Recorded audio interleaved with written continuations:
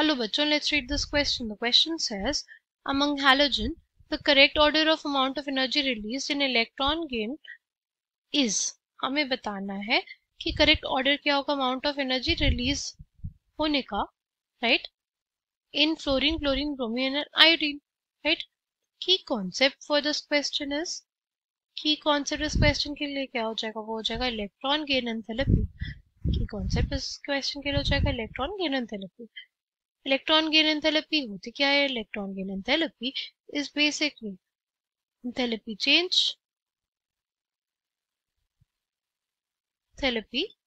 change which occurs when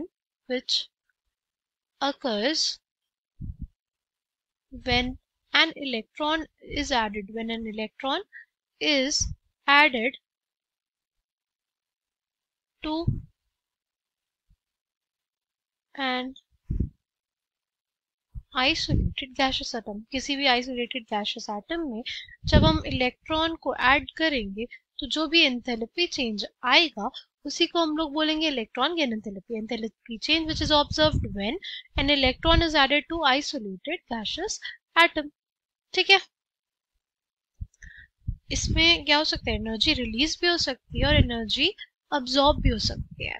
ठीक है, अगर बात करें फ्लोरीन की, फ्लोरीन का साइज छोटा होता है. इलेक्ट्रॉन डेंसिटी जो इसमें डिस्ट्रीब्यूटेड है, ये जो इलेक्ट्रॉन डेंसिटी इसमें डिस्ट्रीब्यूटेड है, ये क्या करेगी, ये इनकमिंग इलेक्ट्रॉन को रिपेल करेगी. इलेक्ट्रॉन डेंसिटी इनकमिंग इलेक्ट्रॉन को रिपेल करेगी और बहुत ज्यादा रिपेल करती है.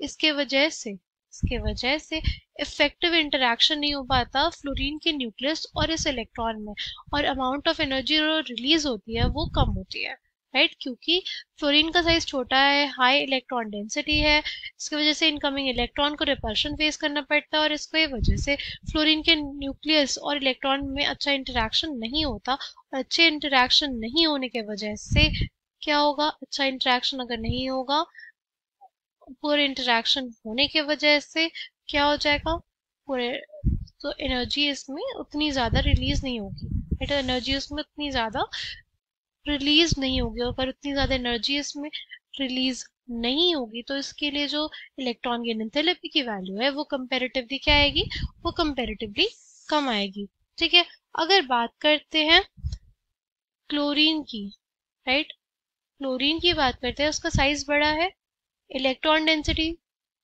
क्या होगी, थोड़ी डिस्ट्रीब्यूटेड होगी, और अगर इसमें हम इलेक्ट्रॉन का एडिशन करेंगे तो हमारे जो क्लोरीन का न्यूक्लियस होगा और इलेक्ट्रॉन होगा उसके बीच में अच्छा इंटरैक्शन होगा, जिससे large amount of energy release होगी. लार्ज अमाउंट ऑफ एनर्जी अगर रिलीज होगी तो क्लोरीन की इलेक्ट्रॉन गेन एंथैल्पी जो है वो ज्यादा हो जाती है फ्लोरीन से. फ्लोरीन की इलेक्ट्रॉन गेन एंथैल्पी इनफैक्ट पूरी पीरियोडिक टेबल में सबसे ज्यादा होती है. फिर आ जाएगी फ्लोरीन की, फिर हमारे पास ब्रोमीन और फिर आयोडीन आएगा. ऐसा क्यों होता है? सी, ब्रोमीन और आयोडीन का साइज बहुत ज्यादा बड़ा है, राइट. इनकमिंग इलेक्ट्रॉन जो होगा और ब्रोमीन के न्यूक्लियस में उतना अच्छा इंटरेक्शन नहीं होगा, क्योंकि एडिशन ऑफ शेल्स होता जाता है. डाउन द ग्रुप जाने पे शेल्स बढ़ती जाएंगी, तो जो इलेक्ट्रॉन ऐड होगा वो कंपैरेटिवली दूर होगा हमारे न्यूक्लियस से. अगर इलेक्ट्रॉन दूर होगा तो उतना अच्छा इंटरैक्शन नहीं होगा, इलेक्ट्रोस्टैटिक इंटरैक्शन नहीं होगा इलेक्ट्रॉन और न्यूक्लियस के बीच में, और इसलिए कम अमाउंट ऑफ एनर्जी रिलीज होती है. तो सबसे ज्यादा हाई वैल्यू किसके लिए होती है? क्लोरीन के लिए, फिर फ्लोरीन के लिए, फिर ब्रोमीन के लिए और फिर आयोडीन के लिए. तो option C will be correct. I hope you understand it well. Thank you.